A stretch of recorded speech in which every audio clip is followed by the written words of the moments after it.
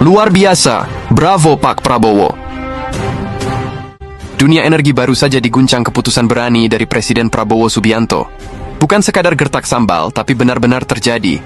4 kontrak migas bernilai miliaran dolar Amerika dengan Singapura resmi dicoret dari daftar. Ya, kamu tidak salah dengar. Indonesia akhirnya angkat tangan dan bilang, cukup sudah. Ini bukan cuma perkara bisnis, tapi soal harga diri bangsa dan kedaulatan energi yang selama ini hanya jadi slogan. Tapi kok bisa? Kontrak sebesar itu langsung diputus. Apa tidak takut dampaknya?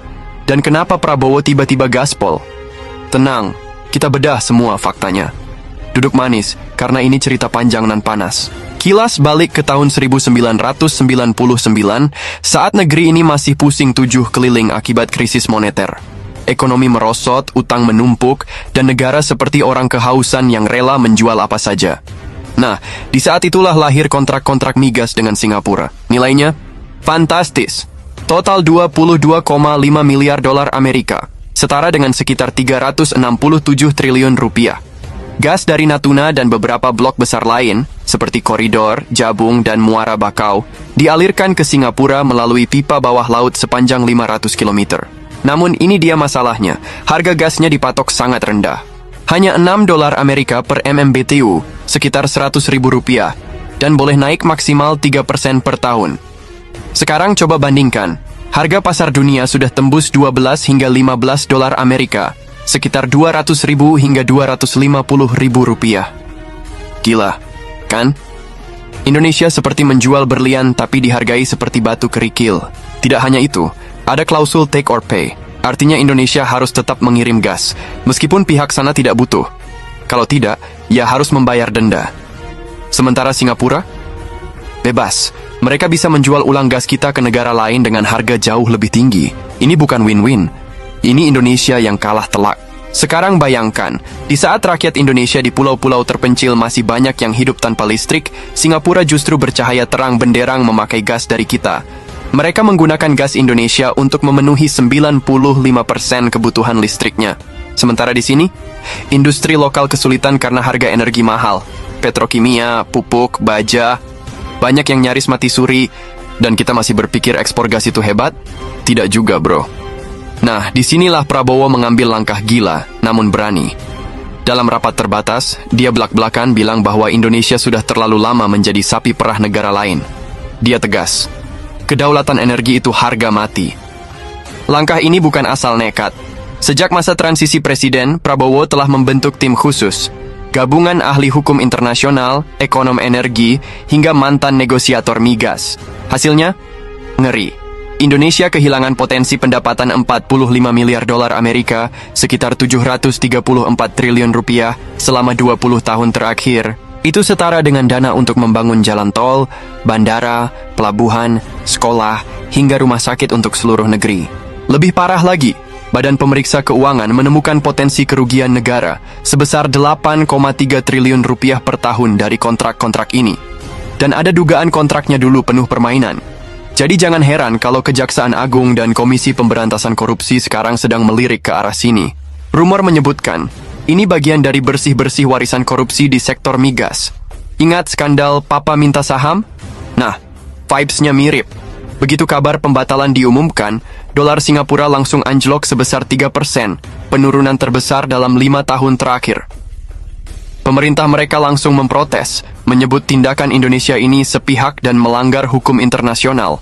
Mereka mengacu pada prinsip Pacta Sunt Servanda, alias perjanjian harus ditepati. Tapi dari pihak kita, ada celah hukum yang sah, force majeure, dan perubahan keadaan mendasar, rebus sic stantibus. Apalagi ternyata kontraknya melanggar undang-undang migas yang baru. Jadi kalaupun digugat, Indonesia siap. Bahkan tim hukum sudah menyiapkan strategi pembelaan komprehensif. Menariknya, meskipun Singapura rewel, tidak semua investor panik. JP Morgan menyatakan langkah ini masuk akal. Bahkan BlackRock, pengelola aset terbesar di dunia, justru menambah investasi di sektor energi Indonesia. Namun, lembaga rating seperti Moody's dan S&P mulai menurunkan outlook Indonesia dari stabil menjadi negatif. Alasannya, takut Indonesia tidak konsisten menjaga kontrak. Tapi hey, Prabowo sudah bilang, ini bukan tindakan impulsif, ini strategi. Dan pasar yang fair akan memahami arah besarnya. Pemerintah sebenarnya memberi dua opsi, putus total atau renegosiasi. Namun syaratnya tidak main-main. Harga gas naik minimal 150%, klausul take or pay dihapus, bagi hasil lebih adil dan Singapura harus berinvestasi dalam infrastruktur gas di Indonesia. Dan juru bicara istana mengatakan, bukan kita yang butuh mereka, mereka yang butuh gas kita. Dingin banget. Dampak domestiknya? Banyak industri lokal yang selama ini kesulitan gas, sekarang mulai mendapatkan suplai yang lebih stabil dan murah. Industri petrokimia di Jawa Timur dan Sumatera Utara akhirnya bisa bernapas. Indeks harga saham gabungan melonjak 32% dalam satu minggu, dengan sektor energi dan infrastruktur sebagai pendorong utama. Rupiah pun menguat, menjadi pertanda bahwa pasar percaya pada ketegasan Indonesia. Keputusan Indonesia ini bukan cuma bikin geger Singapura, efeknya menyambar ke negara-negara tetangga. Thailand dan Vietnam misalnya mulai was-was. Mereka juga punya kontrak energi dengan Singapura. Kalau Indonesia bisa membatalkan sepihak, siapa bilang negara lain nggak bisa mengikuti? Ini presiden berbahaya, kata seorang diplomat senior ASEAN. Dan benar saja, ASEAN jadi ketar-ketir. Hubungan energi yang tadinya kalem mendadak tegang. Diplomasi berubah jadi perang dingin yang sunyi. Singapura nggak tinggal diam. Mereka mulai manuver, memperkuat kerja sama energi dengan Malaysia dan Australia, plus tancap gas ke arah energi terbarukan, supaya tidak tergantung lagi pada gas dari Indonesia. Tapi ya, transformasi energi bukan pekerjaan dalam semalam. Beberapa investor asing terutama dari Eropa dan Amerika mulai ragu. Laporan dari Fitch menyebutkan bahwa minat investasi di sektor hulu minyak dan gas bumi Indonesia mulai menurun, apalagi dari perusahaan-perusahaan konservatif. Tapi menariknya, muncul wajah baru. Vietnam, Filipina, bahkan Uni Emirat Arab mulai melirik celah kosong yang ditinggalkan Singapura. Mereka siap masuk, membawa modal dan siap membeli gas dengan harga yang lebih manusiawi. Bahkan kabarnya, ada yang menawar 20% di atas harga pasar. Di dalam negeri, angin segar mulai terasa. Industri yang dulu megap-megap karena harga energi yang tinggi akhirnya bisa bernapas lega. Pemerintah mulai merancang skema pengalihan gas domestik dengan harga yang terkendali. Pabrik pupuk, baja, hingga pabrik plastik di daerah mulai bangkit kembali. Indeks harga saham gabungan pun masih dalam tren naik. Efek multipel dari keputusan ini mulai terasa nyata. Bukan hanya ekonomi nasional yang terdongkrak, tapi juga lapangan kerja dan produktivitas lokal. Eits, jangan senang dulu. Di balik peluang, tekanan makin nyata. Singapura mulai memperketat akses pembiayaan proyek Indonesia lewat bank-bank milik mereka. Teknologi pengeboran dan alat industri migas pun jadi lebih susah diakses. Diplomasi energi berubah jadi medan perang yang sepi. Kalau kita tidak siap, bisa tertusuk dari belakang. Apalagi Indonesia punya pekerjaan rumah besar, infrastruktur, sumber daya manusia, dan sistem tata kelola energi kita belum sempurna. Kalau strategi ini setengah-setengah, bisa jadi blunder di tengah jalan. Tapi yang membuat langkah Prabowo ini berbeda adalah niatnya mereset ulang seluruh pola pikir soal pengelolaan sumber daya alam. Sudah saatnya Indonesia tidak hanya menjadi tukang gali dan tukang kirim gas, tetapi memiliki kendali penuh dari hulu ke hilir. Banyak analis menyebut ini sebagai pembongkaran kontrak kolonial, di mana selama puluhan tahun kekayaan Indonesia disedot keluar dengan syarat yang timpang.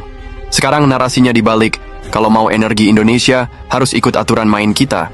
Menurut survei terbaru, 87% rakyat Indonesia setuju dengan keputusan ini. Dan menariknya, 76% tetap mendukung meskipun tahu ada risiko gugatan internasional. Luar biasa, bukan? Tapi ini bukti bahwa sentimen nasionalisme ekonomi kita sedang membara. Menteri Koordinator Bidang Perekonomian mengatakan, biarkan mereka menggugat. Kita punya bukti kuat bahwa kontrak-kontrak ini merugikan kepentingan nasional. Mantap, bukan? Tentu saja, langkah ini tidak 100% mulus. Indonesia diprediksi bakal digugat di Pusat Internasional untuk Penyelesaian Sengketa Investasi, ICSID. Gugatan bisa mencapai miliaran dolar Amerika, setara dengan puluhan triliun rupiah. Tapi Prabowo dan tim hukum sudah siap.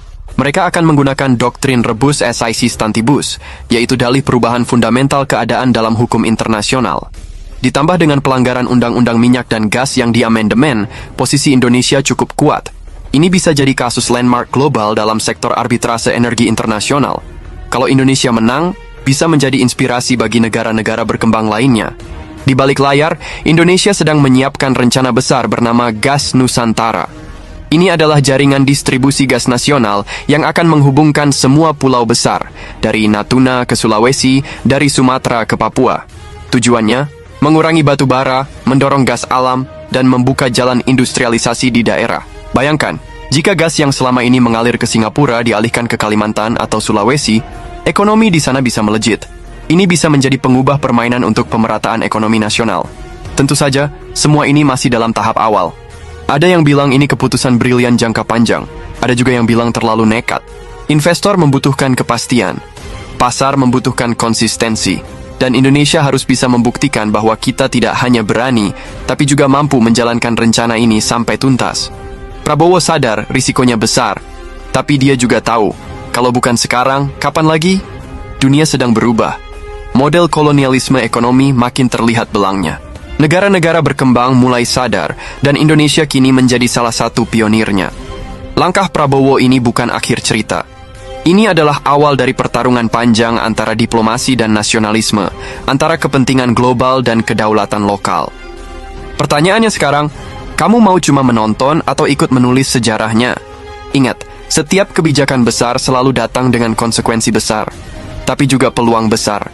Tinggal kamu berani atau tidak untuk ambil peran. Kalau kamu suka pembahasan soal politik, energi, ekonomi, dan diplomasi seperti ini, ikuti terus update-nya, dan sebarkan video ini ke teman-teman kamu yang masih berpikir bahwa ekspor gas itu selalu menguntungkan.